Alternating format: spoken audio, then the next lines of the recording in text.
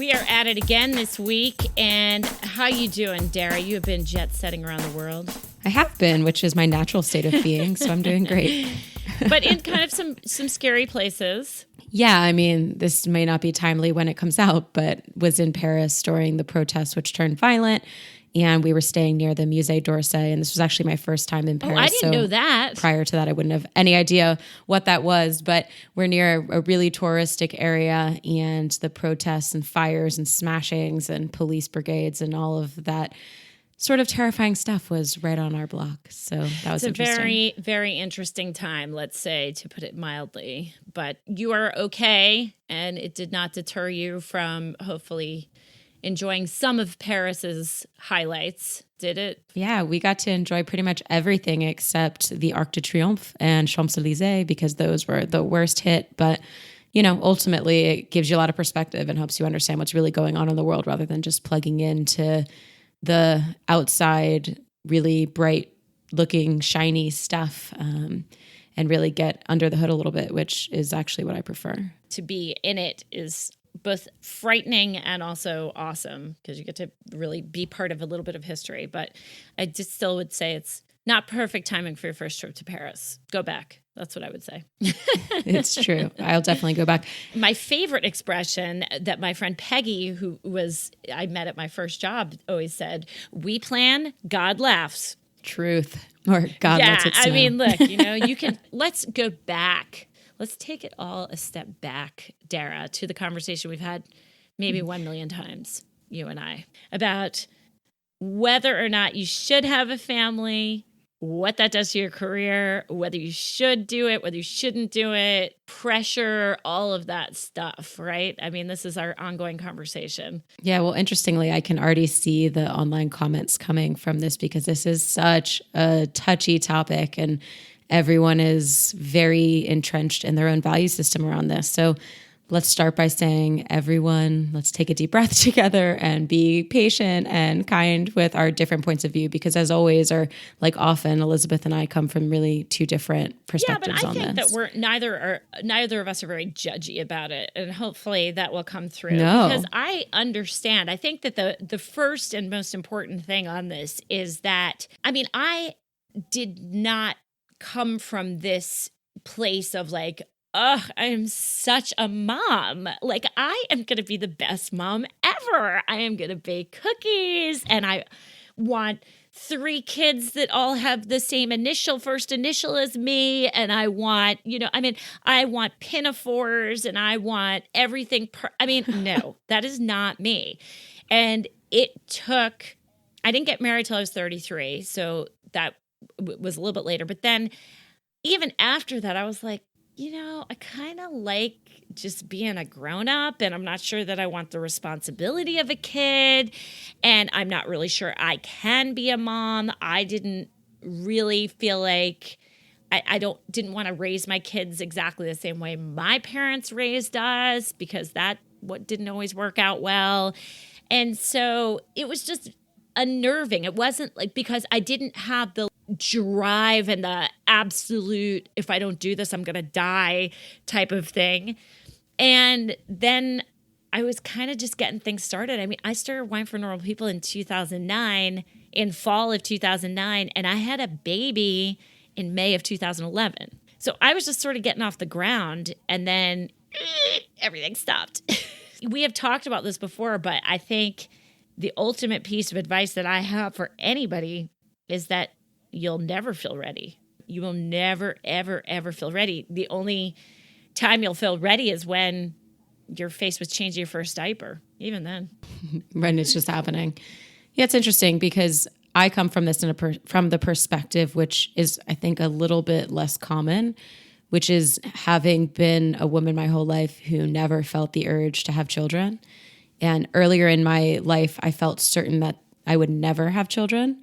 And then in my mid-20s, I started to think, well, even my mom made the decision rationally. For her, it wasn't some emotional choice. It was, which decision will I regret not doing or doing more? I don't remember how she looked at it. But basically, it's like if I have kids or if I don't have kids, which one would I regret doing more? And she felt like not having would be the bigger regret. So therefore, she had what she intended to be 2, but ended up with twins on her second try, me and my brother. So 3. And that's always been an interesting data point for me because when you think about kids, and when I look at a lot of my girlfriends who want to be mothers, or even my guy friends who want to be fathers, or who are one or the other, there generally has been this knowing their whole life that they wanted to take on that role one day. And then it comes to the question that you're referencing of when is the right time, versus the perspective that I have always felt was, is this ever something that I want to do, let alone when? Yeah, I don't think that. So there's also this big study, or like there's been some articles written about especially the millennial generation and how they are, and I don't know that this is necessarily true anymore. This was definitely when the generation was younger, that people were having people just didn't want kids because they were worried about crippling debt. They were worried about not being good parents. They were insecure about the way that they were raised. They didn't want to screw up their kids in the way that they were screwed up. And, ultimately, I thought, you know what? People can judge that, but I think that's a great decision for those people, because having kids is not for the faint at heart. You need to have a lot of stamina. You need to have a lot of endurance. I mean, this is not a all joy thing. It is a lot of work. You've got to have some perspective, because unfortunately, stuff is going to happen, and it's not like you can just leave your kids in the house and go to a meeting that you had. You have to be there.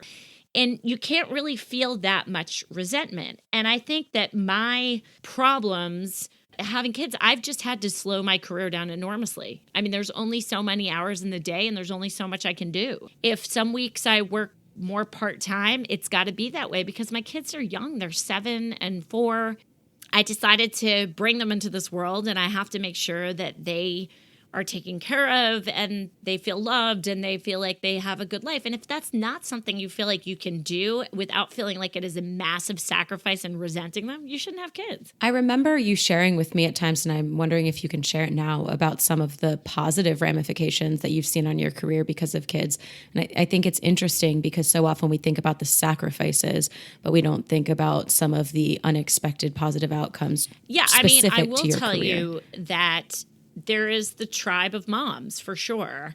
And there is, if you're not a mom, I think oftentimes we look at you a little bit differently. I mean, I know that's not a nice thing to say, but I think that it allows enormous commiseration for people who are parents, and they look at you in a different light. And I think that we become part of some sort of community. So in other words, if you have nothing else to bond with somebody on in a business context, and you find out that they have kids that are around your age or even kids that are younger than yours, you have common ground to speak to people about that, because the experience of parenthood is something that is incredibly universal to people who have children. And we all have the same struggles and battles.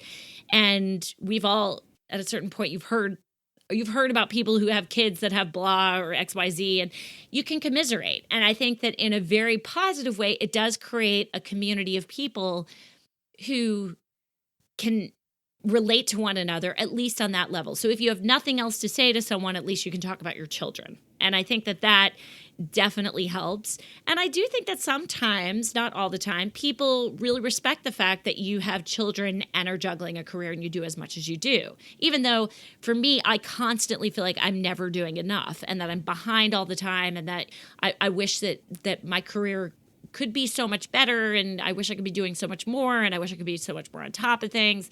It's just not possible to do that and also be a parent. So yeah, the mom guilt I hear about all the time, it sounds super real and very hard to understand from the outside, how you can constantly be feeling this responsibility towards so many things and then ultimately feel like perhaps you're not doing any of them to your best ability. How does that play out for you? What really sucks about that is it's not really that prominent anymore, but the idea that you can do it all and that there are people that do it all, and those people have a lot of help and a lot of money often if you're able to do it all, but they too feel guilt because every minute that you're not spending with your child, not every minute, but many, because I do like time away from my kids because I feel like I appreciate them more, so I don't mind them being in school or with the babysitter. But I mean, I certainly wouldn't want to be away from them for really, really long periods of time because you do feel guilty. Like, oh, I didn't get to do that project with my kids because I was out, having a drink with somebody to try to have a business meeting, or I was having coffee with somebody, or I was doing this, or I was doing that. I mean, you just are constantly feeling like it's not enough. And then on the other side, with the career stuff, you're constantly feeling like that's not enough either. So it is really frustrating. And you live in this constant, I feel like the days go by so quickly. Then I'm just so tired at the end of the night that after putting the kids to bed, that I don't have the energy that I used to before I had kids. So, but the rewards are excellent. I mean, I have these two beautiful, wonderful little girls who hopefully I can teach to be good people in the world. So I remember you once sharing with me about time management and how you felt like you were able to prioritize things much better now that you had children and you had to be so much more discriminating with your time. Is that a fair assessment? I think when I first had them and I had a better situation in terms of the childcare was a little tighter. Now I've got one in elementary school and one, I mean, any parent that's listening to this that knows this situation, if you've got one kid on one schedule and one kid on another schedule, it is incredibly difficult to manage that because you're constantly having to pick people up and move people from place to place. And even with help, even with a husband that's around and babysitter and all of that kind of stuff, you're still having to take breaks, large breaks in the middle of your day to try to pick people up, drop people off, make sure people get here or there everywhere. I think when they were younger, it was a lot easier to prioritize. And now also things have gotten busier for me in my career.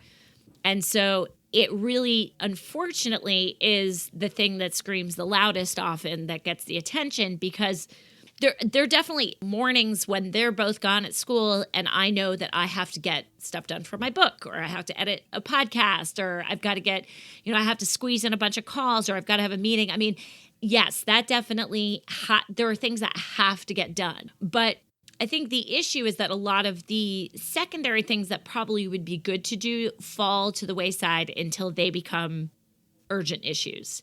And unfortunately, that's just, I mean, it's my flaw in time management. But my friend Gigi Miller, you know her, she she does time management and organization. And she constantly says that she's talking to people about these issues all the time, that no matter how organized you are, when you've got kids, stuff will bubble up and that always has to take priority. So I think that for somebody who's thinking about having children, you just have to realize that there are going to be times that you have to drop everything for the safety of your kid, for the picking them up at school, all of that kind of stuff. There's just very little to be done about it. But I would also like to say that does not mean that you have to give up your career. And I also think that's a really bad idea if you enjoy work to give up your career. I think it's a terrible idea. And I know that's really... If you enjoy work is the aspect. Yes, totally. I mean, don't you think that that's a really, it's a crap idea to just say okay, well, you know what? I've just decided if you like what you do, you've got to find a way to do it part-time. That's what I think. I think, you know what? Do as much as you possibly can and stay in the game. I think that is hugely important. I think there's a sort of fill in the blank there where it's if there's anything that energizes you and lights you up and makes you feel like yourself and like you're tapping into that. While obviously I'm not a parent and it's probably a little dangerous for me to express this thought, I think it's important that you try to prioritize those things. And there might be seasons, like maybe in the newborn phase, that's really hard, or maybe there's other moments where that's really challenging. But if that's working out, if that's taking walks with your friends, if that's reading books, like to find ways to integrate them, or in this case, to keep working or keep having career as some element in your life, whether or not you have children, if that's something that really, really gets you going. I just think it's important to stay a person. You know what I mean? Yep. Like you can't just be a mom, I don't think. I think that you have to stay the person that you are. Meaning your entire identity can't just be the mom. Not saying that someone who's perhaps a stay-at-home mom, that's not a fulfilling choice either. No, but that is a job, but you also still have to be a person. I'm not saying anything about whether you go to a job or whether you make money or do whatever. I don't really care about that, but you have to stay a person, which means, it's hilarious. Okay, here's a perfect example of what my husband loves telling this story. I have a dog.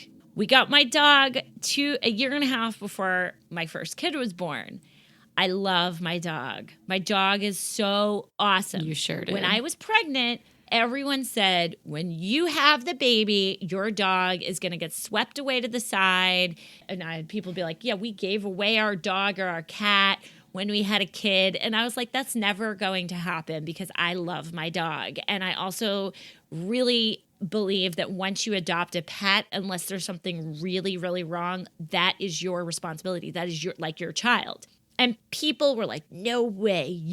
Oh yeah, you think it's going to be one way, but it's going to be another. Well, I had my kid, and I swear to God, I think I spent more time with my dog than I did before. Because it was super, you know how much I love Ellie. I didn't see that coming. I love Ellie. She is super important to me. And guess what? She was a constant. So when things were changing with the kid or when they were tough, there's still this little black and tan little Welsh Terrier that still looks at me the same way, that I can still go on walks with, that I can still talk to in the same way. It was a constant. It was so helpful. Still to this day, I am very close with my dog. I love her. And I did not forget her. She was part of me before I had kids, and she's part of me now. And I think that that's super important. Also, I have a lot of girlfriends, including you, who do not have children. I went to business school, and I think that as part and parcel of that, and also being somebody who's not necessarily like the most wholesome person, I guess I would say, I definitely gravitate towards people who they like to be a little baughty, and they're not. Some of them are parents. God, thank God for the community of people who have stayed the same or who have applied their humor to having kids, because we've got some really great friends who we've met through having kids who are like us and who we would have been friends with before we had kids and stuff like that. But I have friends that don't have kids. I still see them all the time. I still talk to them all the time. It's not like, oh, well, now that I have kids, I'm not going to be friends. I mean, the only way that I use... Right, you're not shipped off to Island of the Parents. No, but I did use it to get out of some friendships. I will tell you that. But only sort of, that was totally on purpose. I mean, I was already sort of looking for it out. So it was like, oh, I'm too busy. But I wasn't too busy to take a call from you. Yeah. I mean, again, everything is about priorities, and that only becomes clearer when you have kids because your time is stretched thinner and thinner. It is, but you can't give yourself up. Here's the other thing about working for me, or whatever you want to do. You can call it whatever you want. Working, being a person, is that I think you set the example for your kids. Like, what kind of person do you want your kid to be? Do you want your kid to be kind of isolated and only be doing stuff for the family or only be doing stuff with other moms? Or do you want them to live a vibrant life? Do you want them to get out and see different things? And I mean, my kids are constantly like, oh, my friend Eugenia who lives in New York, Eugenia, like my friend over here who lives in New Jersey. This one lives in Boston. Let's go, when we're in Boston, let's go meet up with my friend Davey. Let's go do this. And they're like, who? And I'm like, that's right. Mom has a whole life of people maybe you don't know about. Like, well, Mark and I will talk about Jim, and they'll be like, who's Jim? Well, Jim's my really good friend in California. It's really interesting, actually, because I remember even to this day having moments where I think, wow, there are so many gaps in my knowledge of my parents' lives, definitely predating me, but even my entire childhood where, I think I was the typical kid where your life kind of revolves around you and your experience, and you don't necessarily think of your parent as a person. You think of them as your mom or dad.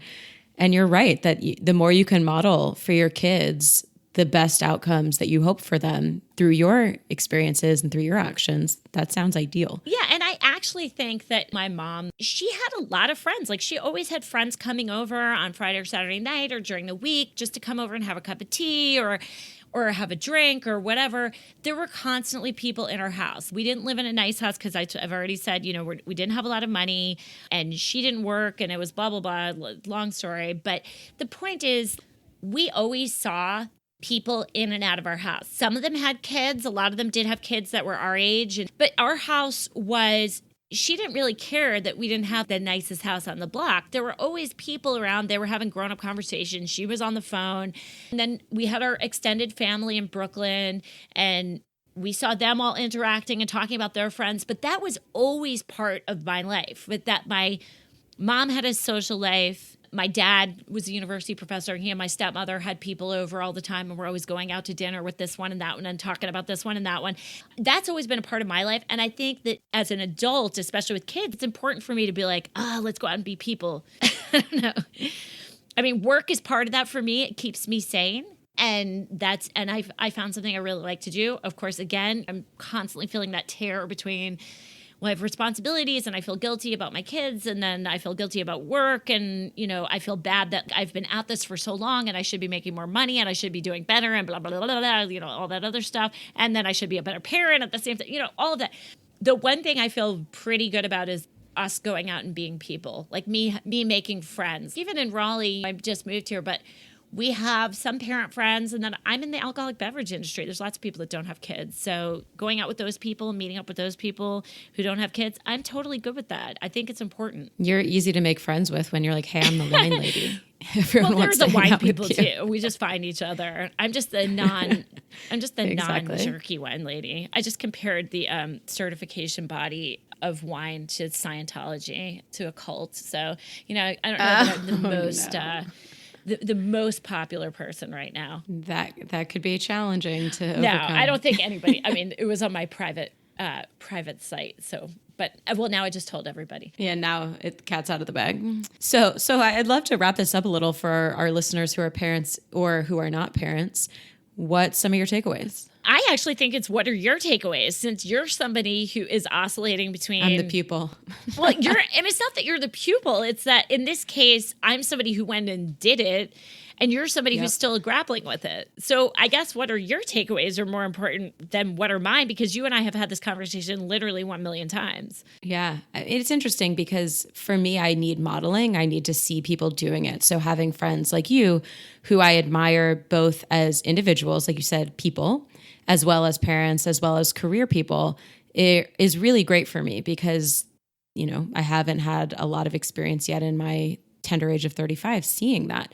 And so I've been collecting that type of data and collecting those types of communities and people around me so I can see what that looks like and give me some hope that if that's the decision that Brendan and I choose to make, that it's possible for us to do it in a way that's really fitting for us, as well as that we can see other people modeling it in ways that we might want to embrace, whether it's in part or parcel. So I think there's that. And then I am obsessed with efficiency. So there is a part of me that's just super curious about the efficiencies that might come from being forced into them with kids. I'm also obsessed with sleep, which is one of the reasons why I think I can be as efficient and productive as I am. And that's a huge fear that I have. And when I hear you talking about how tired you are at the end of the day and how it can be so exhausting and how I see that with so many people, that's definitely something that scares me. But I think when I really step back and think about it all, one of the reasons that I primarily pour into my work so much is because I want to feel like I matter and I want to feel like I'm contributing. And from what I gather from you in this conversation and from others outside of this conversation is that that's the number one piece of being a parent is how you are contributing so deliberately and intentionally day in and day out to the well-being of this person or those people. So that's my pro-con list for now. And just to add to that, to kind of the future too. Another very interesting thing, sorry to go off on this last minute tangent, but another interesting thing is you look at how various people parent and you can see the evolution of a shitty person or a good person from that parenting style. And you learn that way. And then you have the ability to steer your child in the direction of being a good person who you have this wonderful relationship with that you can enjoy, knock wood and all the rest, until the day that you die. And I think that is, the relationship, nobody really talks about the relationships between you and your child, but it's a really amazing thing. And also to be able to be like, I don't want to be like that parent. That kid is going to be the future bad person that I know, number 5. That's our future Jen from our last episode.